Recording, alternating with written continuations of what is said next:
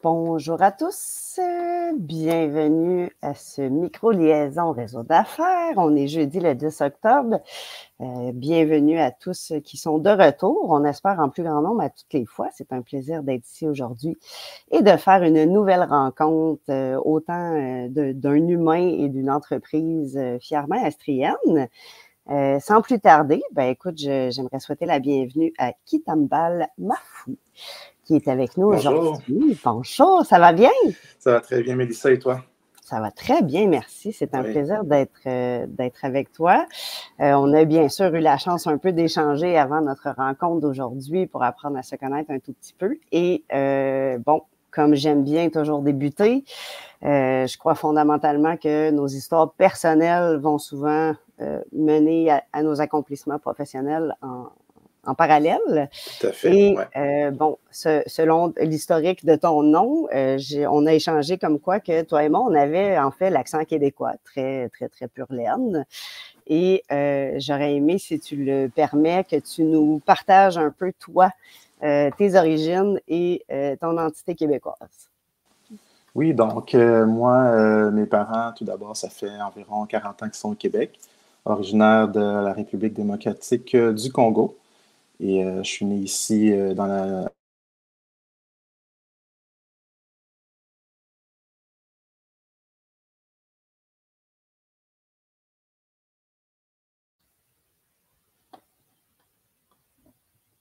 Oh, Kitambal, je ne suis plus certaine qu'on t'a toujours avec nous, malheureusement. J'espère qu'il pourra nous rejoindre d'ici peu, en attendant peut-être la reconnexion. Je tiens aussi peut-être à souligner un événement du réseau de liaison d'affaires que j'ai pu être présente hier, qui se passait au QG de l'entrepreneuriat. Super belle initiative, là, encore une fois, de complémentarité entre tous ces beaux membres et les ressources externes, en fait, avec lesquelles on peut partager autant des expériences que des nouveautés, des innovations.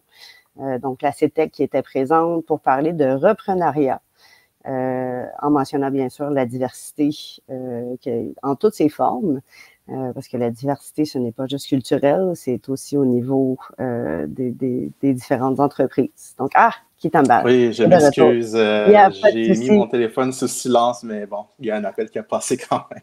Il n'y a pas de souci. Moi, je peux parler tout le temps, donc j'ai bien lié le silence. Mais je te laisse reprendre la parole. Oui, donc comme je disais tout à l'heure, mes parents, depuis une quarantaine d'années, qui sont au Québec, et je suis né le dernier d'une famille de 5, et un de mes frères est né avec un handicap physique.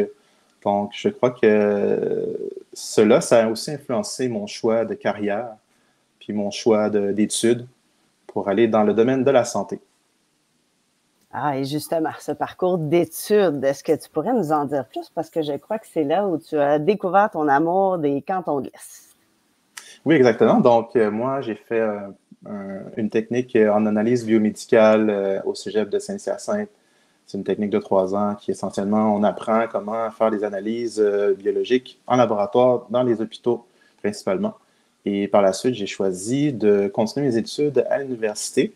Et mon choix est tombé sur l'Université de Sherbrooke. Donc, c'était ma première expérience hors de la maison, familiale, et dans une nouvelle ville que je ne connaissais pas, qui s'est révélé être pour moi un coup de cœur, en fait, comme ville.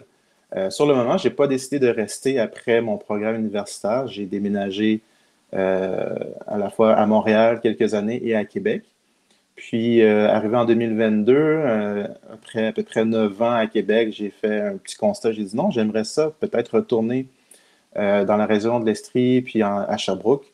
Notamment, qu'est-ce qui m'avait marqué le plus, c'était la nature, le côté nature de la région de Sherbrooke. J'aimais vraiment avoir cet aspect de la petite ville, mais très proche de la nature, de la verdure.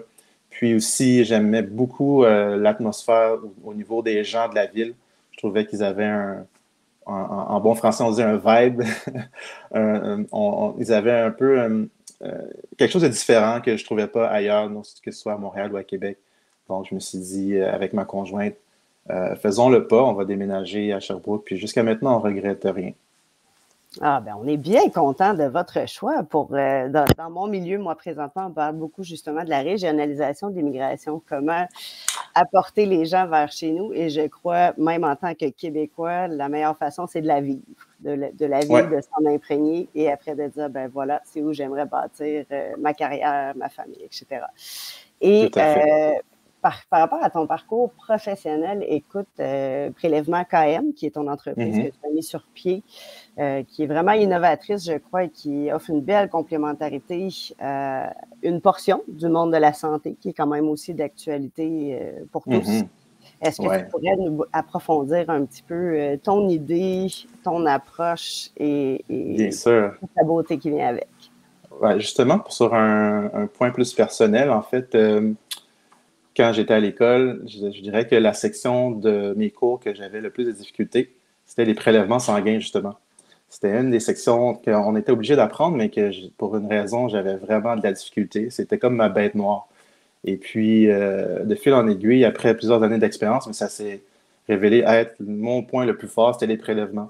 Donc, pour moi, 15 ans après mon cours, de voir que j'ai pu démarrer une entreprise dans ce domaine-là, pour moi, c'est une grande réussite parce que j'ai pu comme vaincre la bête noire que j'avais à l'école, en fait, que je me suis dit, ah, je ne ferai plus jamais ça de ma vie et tout. Puis finalement, de se retrouver à démarrer une entreprise là-dedans. Puis, je dirais que c'est plus dans les années 2020 qu'à Québec, durant ma carrière, que j'ai commencé à développer l'idée, à mûrir l'idée. Souvent, des clients m'arrivaient avec des suggestions dans le sens que, tu sais, ils me disaient, ben, si je t'avais à la maison, là, je t'aurais payé. Puis, ce commentaire-là me revenait souvent. Autant des gens qui avaient de la difficulté de mobilité, que aussi des gens qui étaient à l'emploi. Souvent, les rendez-vous, ils voulaient les prendre le matin, mais tu dois aller travailler, tu ne peux pas nécessairement te libérer du travail. Puis des fois, comme on sait, un rendez-vous peut être à une heure donnée, mais des fois, il peut y avoir des délais de 30 minutes, 45 minutes, une heure. Donc, quand j'ai commencé à méditer là-dessus, j'ai commencé à aller de long en large sur l'idée. Je me suis dit, ouais, mais pourquoi pas offrir un service à domicile dans les heures du matin qui peuvent aller au moins pallier à ce besoin que le réseau public ne peut pas combler en ce moment. Et on sait aussi que dans les prochaines années, le besoin des gens va s'orienter vers les soins à domicile. Les gens veulent de plus en plus rester chez eux, mais être aussi soignés chez eux. Donc, c'est ce que Prélèvement KM offre. Vraiment une offre particulière pour les gens qui ont un besoin d'être soignés à la maison ou à leur lieu de travail. Donc, je viens aider principalement à ce besoin-là. C'est vraiment innovateur. Je trouve que tu as vraiment trouvé la façon de partir d'un besoin qui, démographiquement parlant, ne va que s'expansionner dans les années. On ne se le Mhm. cache pas, on en parle de plus en plus. Nos baby boomers, nos personnes âgées vont rapidement former une grande portion de notre population. Je crois Ouais. aussi qu'il y a la partie technologique qui, d'un côté, le système public exige beaucoup de trucs en ligne maintenant, des prises de rendez-vous. Mhm. Ouais. Euh, et cette démographie-là, en fait, n'est pas apte. Mhm. Donc, autant que se déplacer que de prendre une prise de rendez-vous. Donc, toi, tu es encore quelqu'un Exactement. qu'on peut appeler Oui. et programmer peut-être régulièrement de la prise de rendez-vous. Et aussi la démographie des gens d'affaires ou des professionnels qui, dans Oui. notre société, roulent très rapidement. Donc, bravo. Exactement. Puis c'est aussi pour moi-même l'avoir vécu. J'avais un besoin une fois d'une prise de sang. Les délais étaient quand même assez longs. Puis là, puis je travaillais dans la santé, donc de dire, ben, je dois prendre un congé pour aller à tel hôpital, faire telle prise de sang, c'était difficile de me remplacer. Donc, j'avais cette contrainte-là moi-même. Donc, pour l'avoir expérimenté, je me suis dit, ben, pourquoi pas pouvoir l'offrir à d'autres aussi.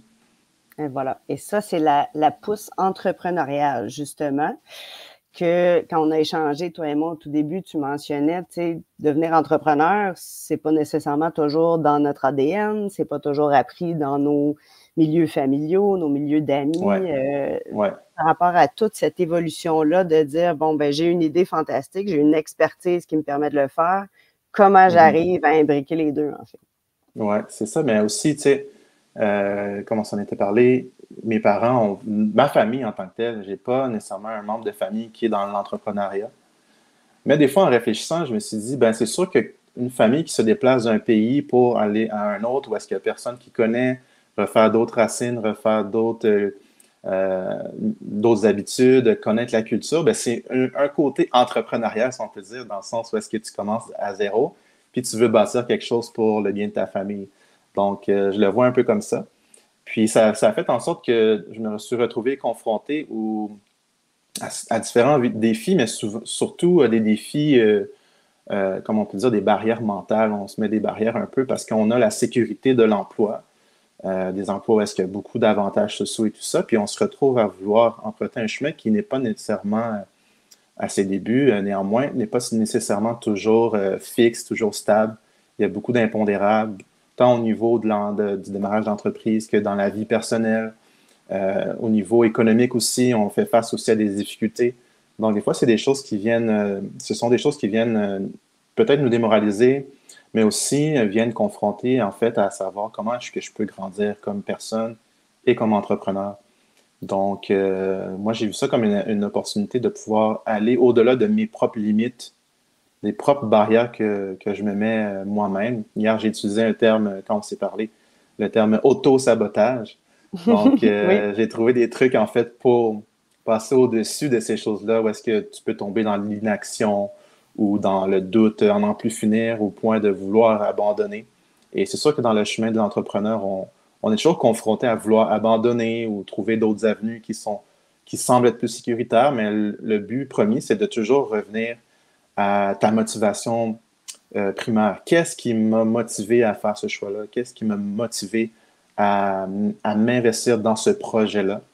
Puis ça doit toujours ce bois-là qui doit alimenter ton feu quotidiennement.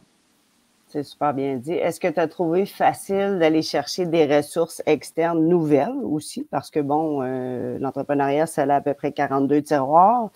Est-ce que tu as trouvé Ouais. facile l'accessibilité à trouver exactement soit du coaching, soit un accompagnement face à la vision financière qu'on doit avoir, Mhm.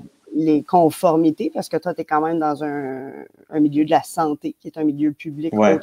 hautement Ouais. réglementé.